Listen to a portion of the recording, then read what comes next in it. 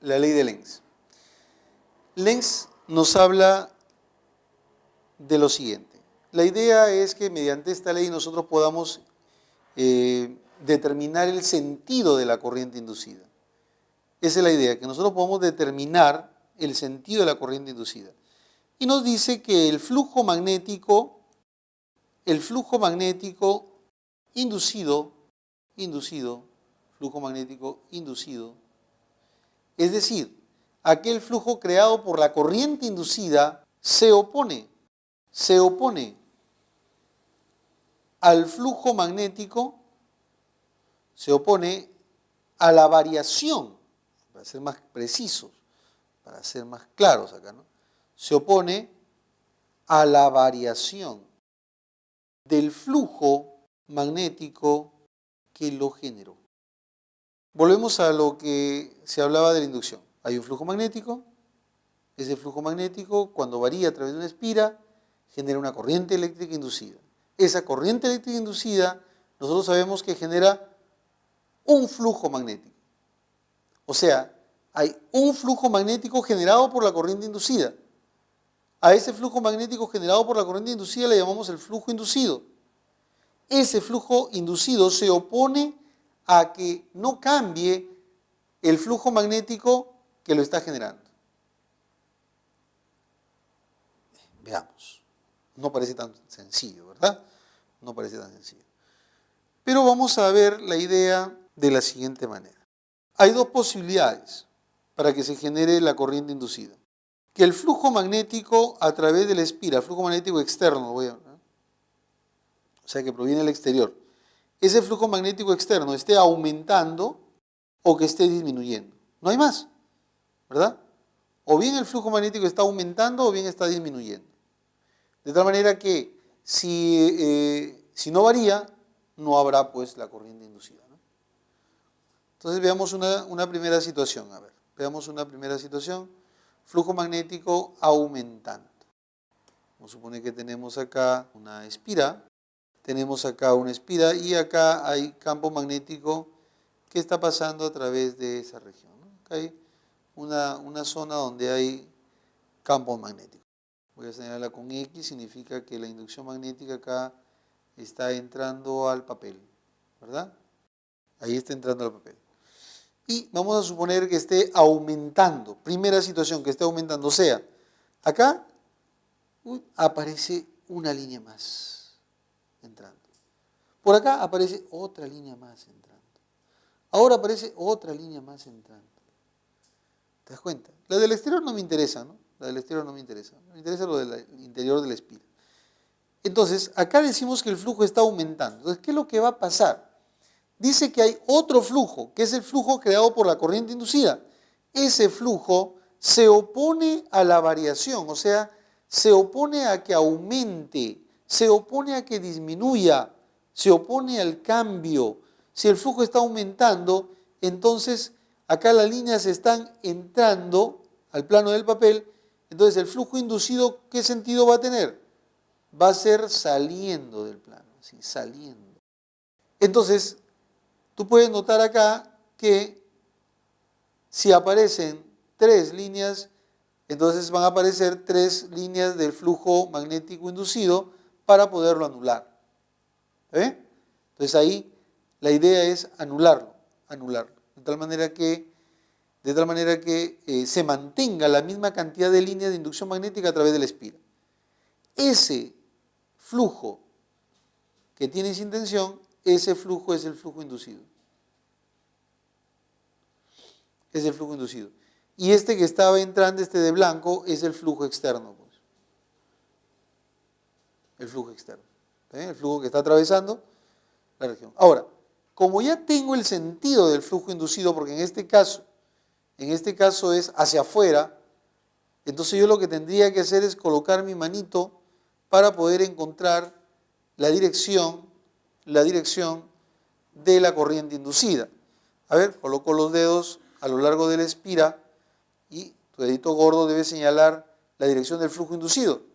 A lo largo de la espira, los 4 dedos, y el flujo inducido estaría indicado por una flechita hacia afuera, ¿no? Hacia afuera del papel.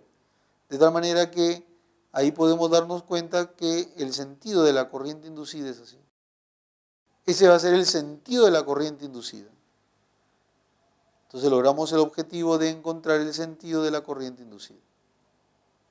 Entonces, mediante la ley de Lenz. ¿Cuál es la otra posibilidad? En este caso, bueno, salió sentido antihorario, no visto por nosotros, ¿no? ¿Cuál es la segunda posibilidad? La segunda posibilidad, o segunda situación, está en que el flujo externo esté disminuyendo a través del espíritu. Esa es la segunda situación. Que el flujo esté disminuyendo. A ver, volvemos a la misma idea, una región donde hay un campo magnético uniforme, y al interior colocamos a una espira. Ahí está la espira. Ahí está la espira. Pero ahora van a comenzar a desaparecer las líneas. Por ejemplo, esta línea que estaba acá adentro va a desaparecer. Esta línea desaparece.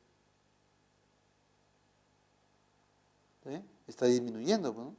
Está disminuyendo. Esta línea también desaparece. Entonces, ¿qué es lo que hace el inducido?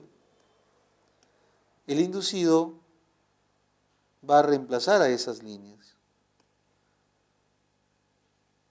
Ahí donde estaba, mira, flujo disminuyendo, ahí, acá también.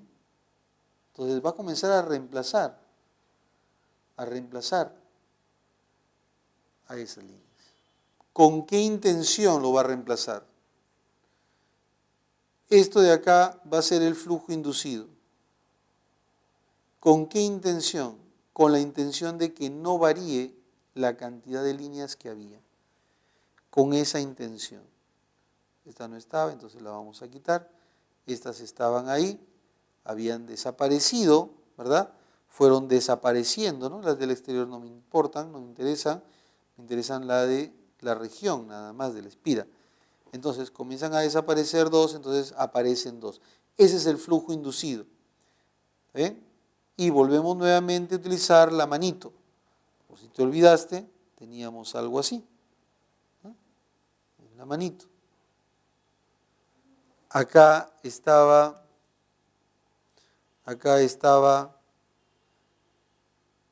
el sentido de la corriente, ¿no? Espira, y el otro dedito te señalaba la dirección del campo magnético, o sea, el flujo magnético. Así, ¿no? ¿Ya? Así. El flujo magnético, y con ese sentido ya uno puede determinar, puede averiguar pues el sentido de la corriente inducida. ¿Está bien? Corriente, flujo o campo, pues, ¿no? ¿Te acuerdas? Campo. Ahí está el campo, ahí está el flujo, ahí está la corriente. Es de la corriente. Ahí está. Entonces, con la reglita de la mano derecha, nosotros podemos averiguar justamente pues, el sentido de la corriente. Acá, por ejemplo, está entrante, por lo tanto, tu dedito debe señalar entrando al plano de la pizarra, giras el resto de dedos y vas a poder obtener el sentido de la corriente inducida. ¿Ya? El sentido de la corriente inducida. Así es como se aplica esta regla llamada pues la ley de Lenz. Veamos entonces ahora los transformadores. Mira, los transformadores son dispositivos utilizados para cambiar los voltajes, funcionan bajo la ley de inducción de Faraday. En el caso de transformadores ideales no hay pérdida de potencia. Consta de dos partes, una llamada primaria y la otra llamada secundaria. La primaria es la parte de la entrada, se va a denotar de esta manera, gráficamente. Acá nosotros tendríamos una primera parte del transformador, ¿está bien? Esta es la entrada. Vuelvo a repetir, debe ser el voltaje alterno. voltaje alterno. Y por acá pues aparece la salida. De la entrada esta es la salida. Acá tenemos diagramado un transformador. A la entrada se le llama primario y la salida es el secundario. El primario va pues a la entrada, al tomacorriente, a la pila, a la batería. Bueno, en este caso pues no se puede utilizar ni pila ni batería, ya que la pila y la batería son voltajes continuos.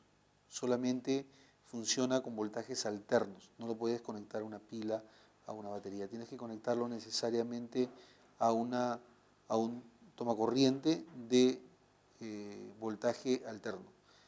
Sale o entra, mejor dicho, alterno y también sale alterno. Ahora, muchas veces se trabaja con los valores eficaces de estos voltajes. Por ejemplo, entendamos que cuando uno dice, bueno, en la casa hay 220 voltios, ¿no? Se refiere al valor eficaz del voltaje. No es que el voltaje en todo momento sea 220. El voltaje realmente ha sido alterno, ¿no? Ha ido subiendo y bajando el voltaje. Más o menos se aproxima entre 311 volts a menos 311 voltios. Ahí va variando el voltaje, ¿correcto? Ese tipo de voltaje sí se puede cambiar mediante un transformador y utilizando pues bajo los conceptos de la ley de Faraday puede cambiar hacia un voltaje menor o un voltaje mayor. Acá cada una de los lados, el primario y el secundario, va a tener una cierta cantidad de espiras. Acá va a haber N1 espiras en el primario y acá va a haber N2 espiras. N, ¿qué cosa es? El número de espiras. N es el número de espiras. Entonces el primario tiene un número de espiras N1 y el secundario tiene un número de espiras N2.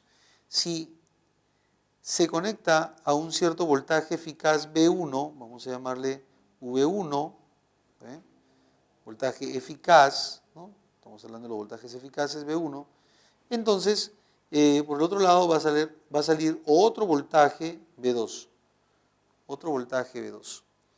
Si acá había una corriente eficaz I1, acá habrá otra corriente eficaz I2. De tal forma que se cumple la siguiente relación. Se cumple que V1 es a V2 como N1 es a N2 como I2 es a I1. Esa relación, observa, mira, voltaje y número de espiras son proporcionales, directamente proporcional. En cambio con la corriente son inversas. Esa relación es muy importante que ustedes lo entiendan y lo puedan manejar, ya que es lo que más, con respecto a lo que más utilizan en los justamente transformadores, en los transformadores. V1 es a V2, como N1 es a N2, como I2 es a I1. Hay que tener presente que la potencia de 1 en la entrada es igual a la potencia de 2. O sea, no hay pérdidas de potencia.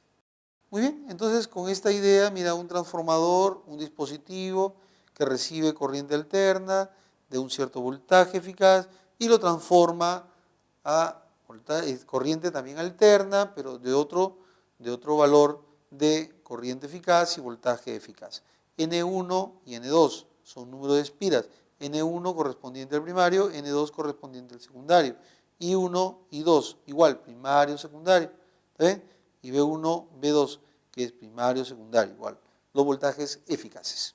Muy bien, teniendo esta relación, ya nosotros podríamos pues ver ejemplos de esta teoría que acabamos de ver.